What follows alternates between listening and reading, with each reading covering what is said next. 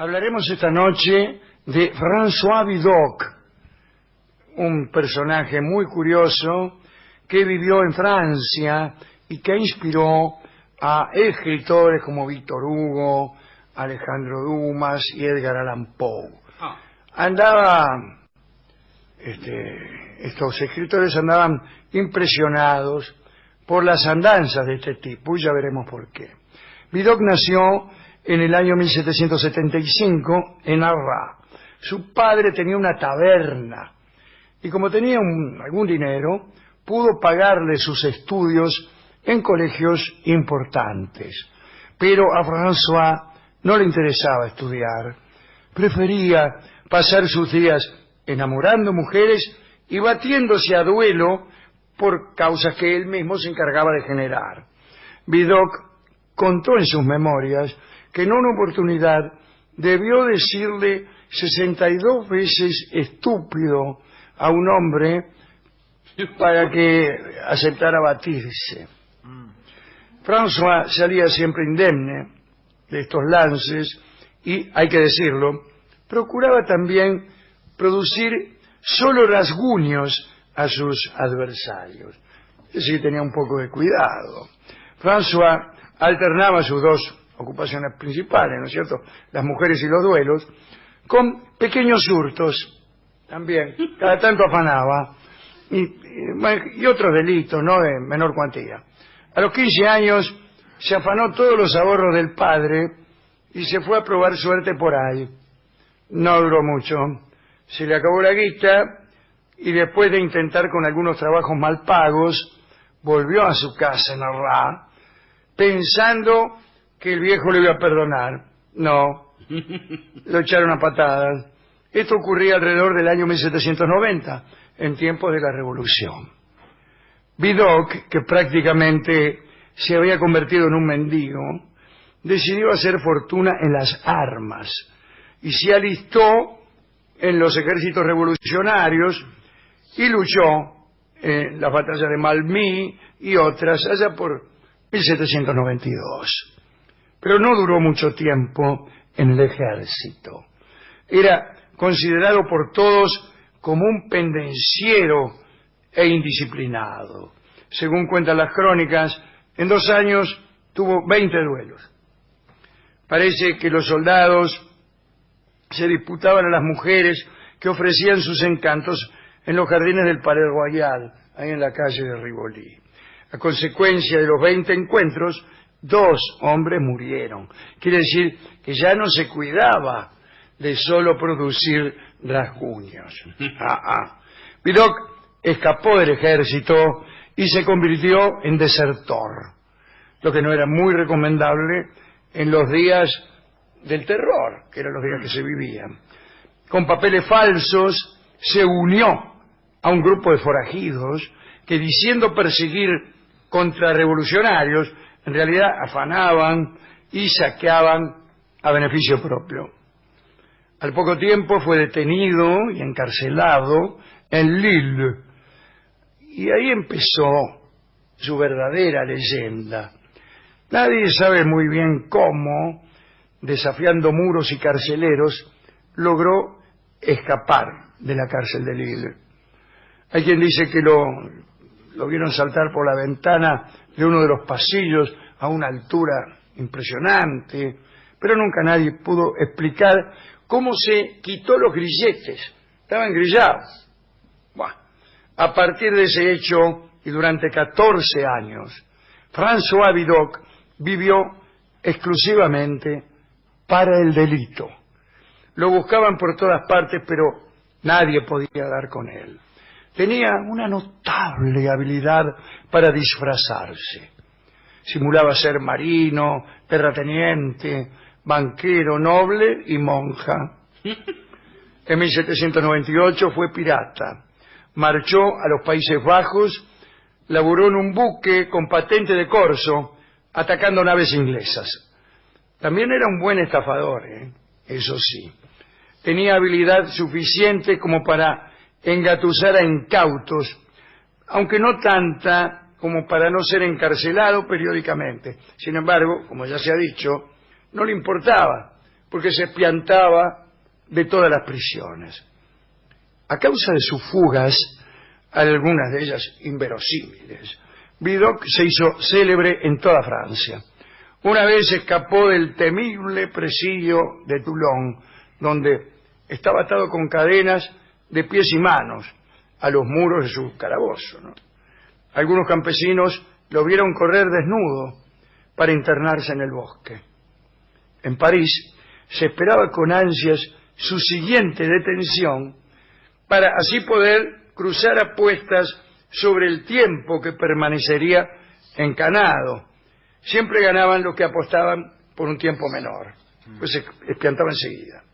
Tan famoso se hizo que algunos artistas lo retrataron y se dedicaron a vender sus reproducciones en las ferias de los pueblos donde eventualmente cometía algunas de sus fechorías.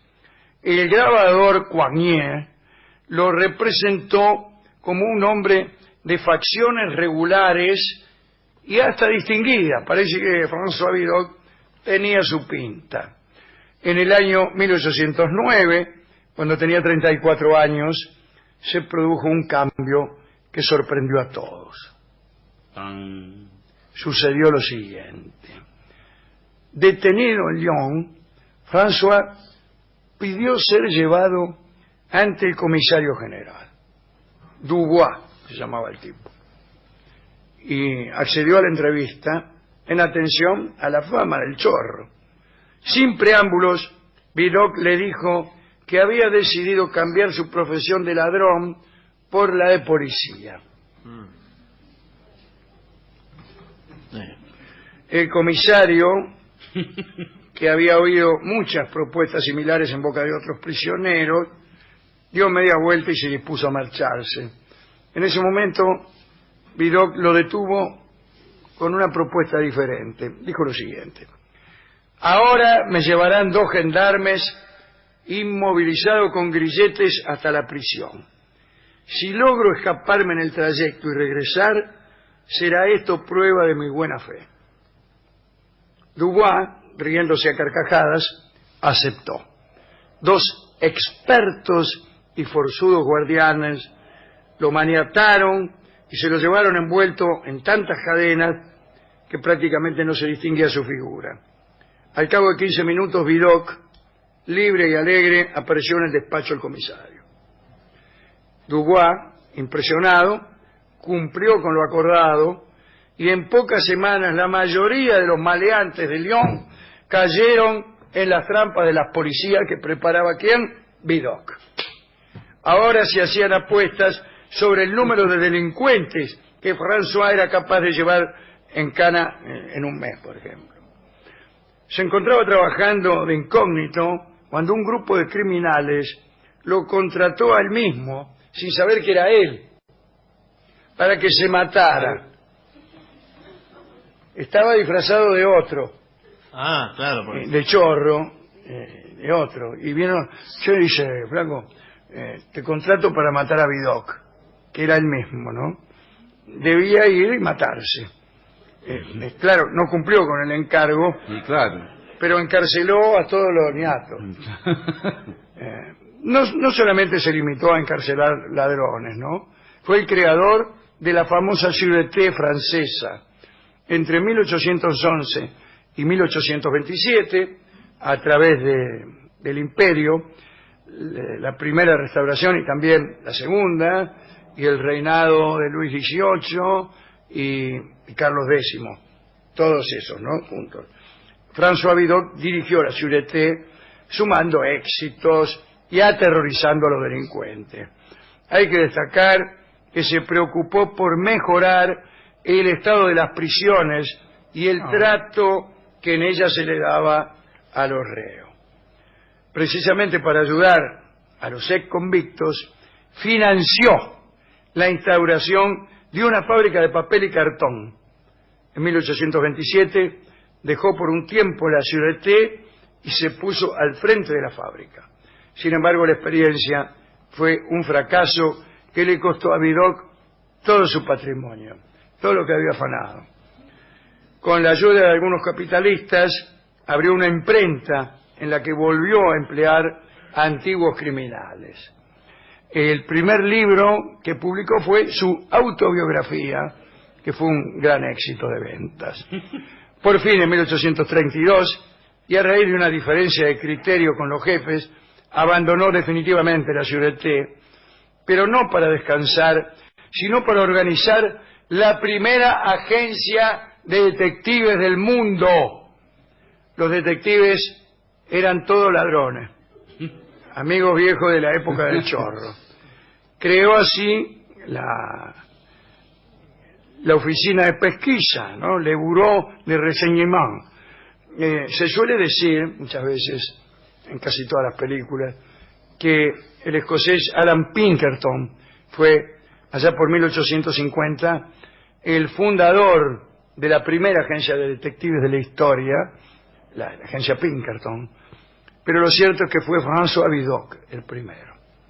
En 1842, la policía arrestó a Vidocq como sospechoso de haberse afanado los fondos de un caso de malversación que había resuelto.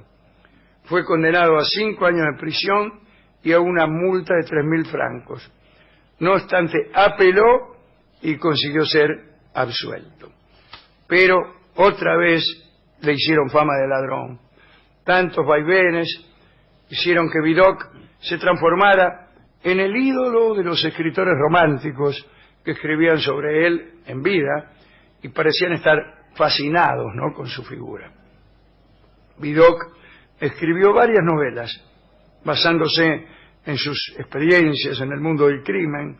Lo ayudaba su amigo Honoré de Balzac, como nuestro amigo Daniel Rojo, ¿no? Sí, bueno, aquel que fue gánster de Barcelona, claro, que escribe novelas sobre su actividad como chorro.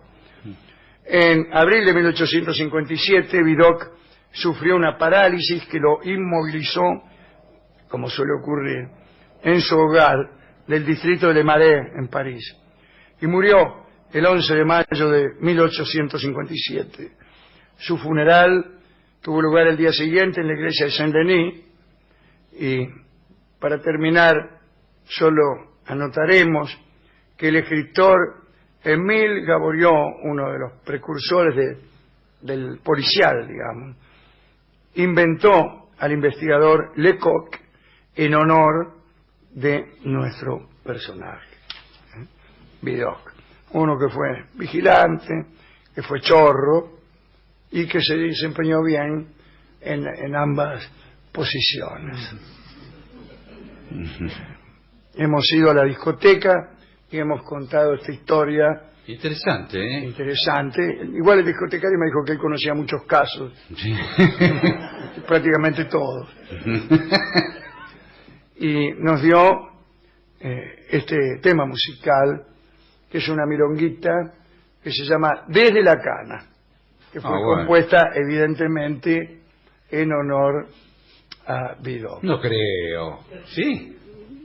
No, yo tampoco creo. Bueno.